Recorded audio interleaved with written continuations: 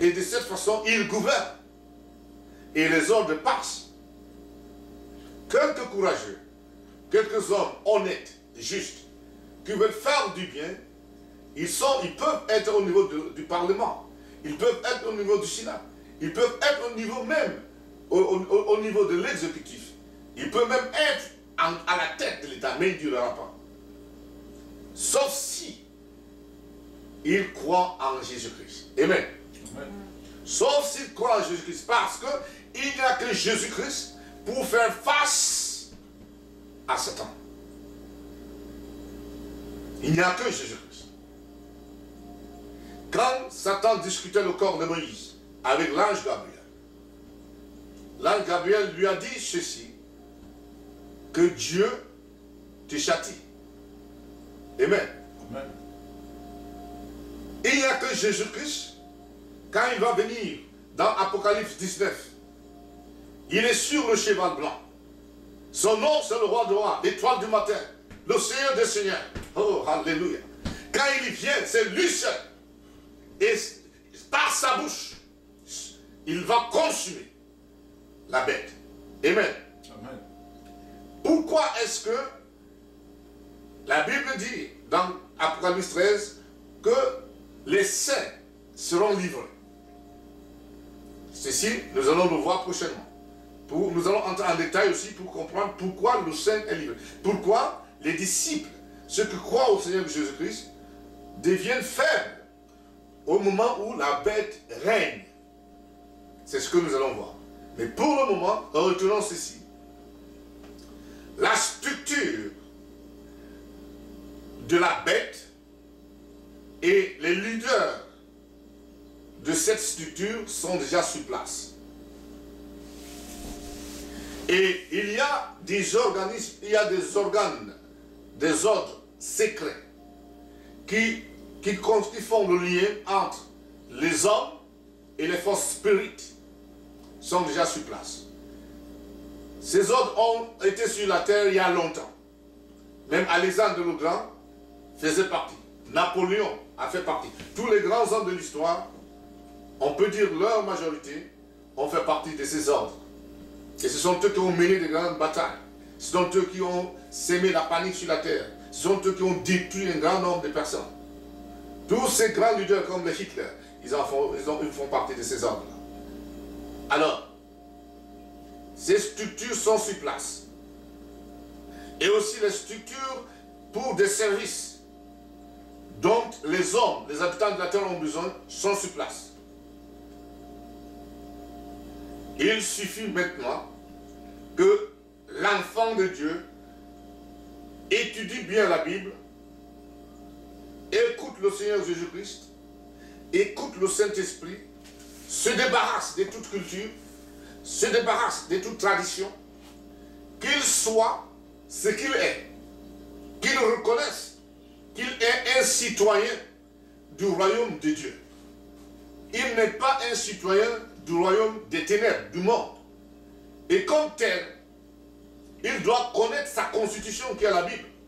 Et comme tel, il doit être radical. Il ne peut pas faire, il ne peut pas compromettre. Il n'y a pas de compromis entre le monde des ténèbres et le royaume du roi Jésus-Christ. On ne peut pas servir Dieu et servir le monde. C'est impossible. Le péché, c'est du monde. C'est la désobéissance. Le péché est la loi satanique. C'est la loi du monde. Donc il faut détruire le péché en nous. Accepter que le Saint-Esprit déracine ce péché en nous. Et venir à Jésus-Christ parce que c'est lui qui a la vie. C'est lui qui meurt aujourd'hui. Les chefs d'État qui sont morts, les ministres qui sont morts, les gouverneurs qui sont morts, qui ont fait partie à ces structures du monde des ténèbres, ils sont dans les tourments. Le Seigneur le nous dit dans le livre de Luc chapitre 13, partir du verset 19. Le pauvre Lazare et l'homme riche.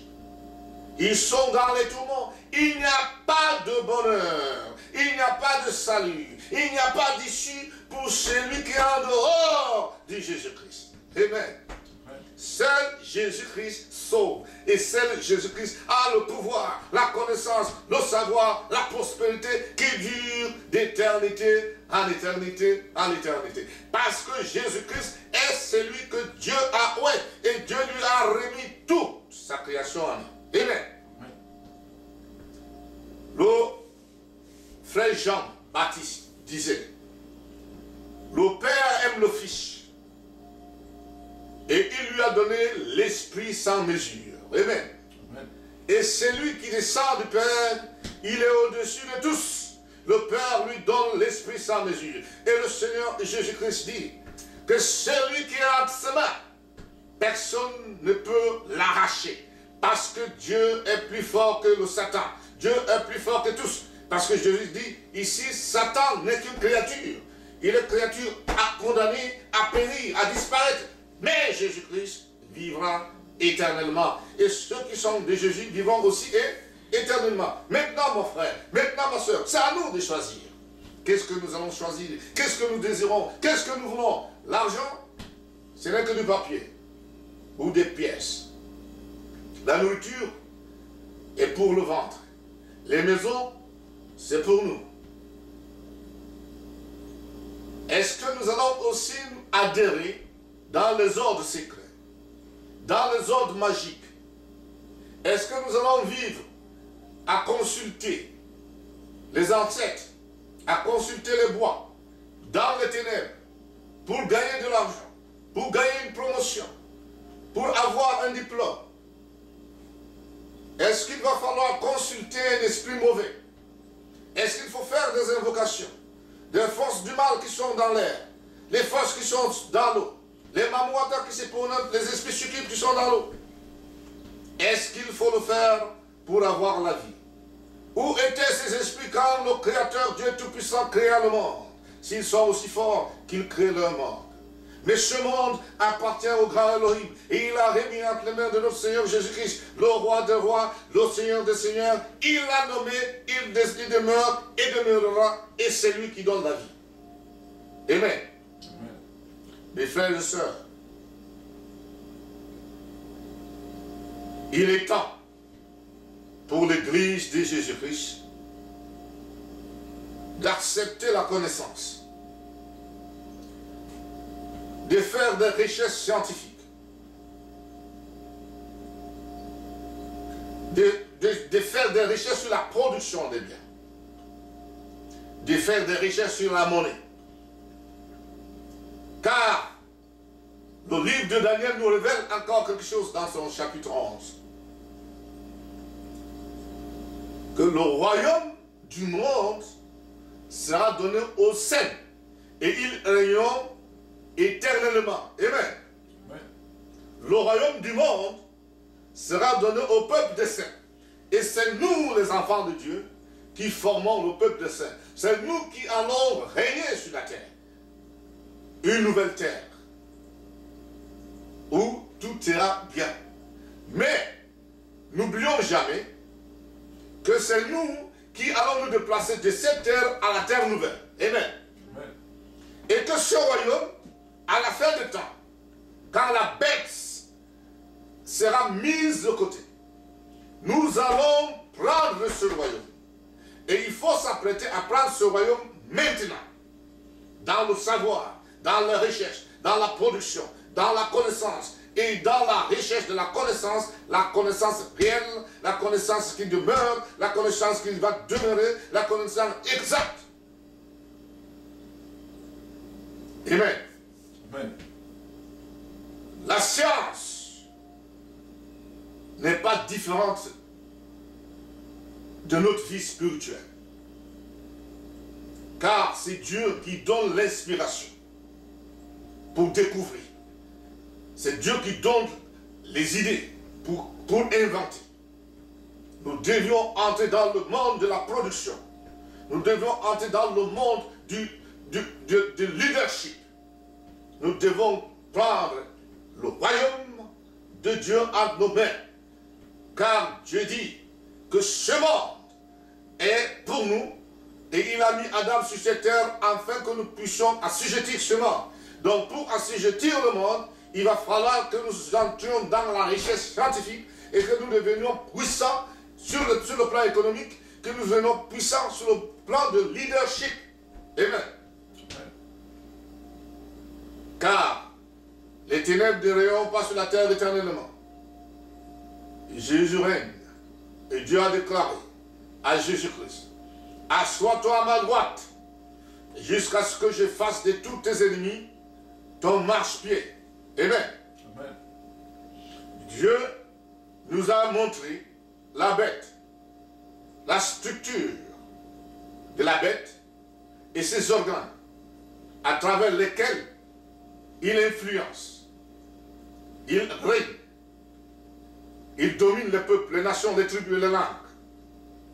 Puisque nous connaissons cela, et nous avons la puissance de Dieu, car Dieu est pour nous, et personne ne peut être contre nous. Et nous nous présentons devant Dieu, parce que c'est Dieu qui a décidé, c'est un décret royal, que le royaume sera donné aux saints. Amen. Amen. Donc, n'ayons pas peur. Dieu qui a créé le corps, qui a des besoins, il a aussi créé tant de biens pour nous, satisfaire autant de besoins que nous pouvons avoir. Ce principe, ce règle et cet axiome économique qui dit que les besoins sont illimités et que les biens sont limités est faux. Les biens sont plutôt illimités et les besoins limités. Car Dieu a su pourquoi il a créé. Il a créé des choses en abondance. Amen. Amen. Maintenant, je vais pouvoir terminer. Si quelqu'un parmi nous, vous qui suivez le message, vous pouvez être dans votre salon, vous pouvez être dans un marché, quel que soit là où vous suivez ce message. Si vous ne connaissez pas le Seigneur Jésus-Christ comme votre Seigneur personnel, si vous ne l'avez pas encore reçu comme votre sauveur personnel, vous pouvez recevoir Jésus-Christ là où vous êtes, aussi simplement que possible. En quoi faisant? Vous pouvez par exemple dire cette courte prière. Seigneur Jésus-Christ, je suis un pécheur. Je viens devant toi, je suis trop fatigué. Je veux que tu me donnes ta vie, pardonne mes péchés. Lave-moi par ton sang. Tu es mon sauveur, tu es mort à la croix pour moi. Enseigne-moi ta vie. Inscris mon nom dans ton livre de vie. À partir d'aujourd'hui, et à partir de maintenant, change mes désirs. Ôte mes convoitises. Fais l'expiation de mes péchés. Si vous dites cette prière aussi simple que celle-là, Jésus-Christ vous a entendu, car c'est lui qui vous a donné ce rendez-vous de suivre ce message. Rien n'est un fait du hasard. Il a voulu que vous suiviez ce message. Il a voulu que vous soyez et vous suiviez cette prière. Il va vous donner la vie éternelle. Amen. Amen.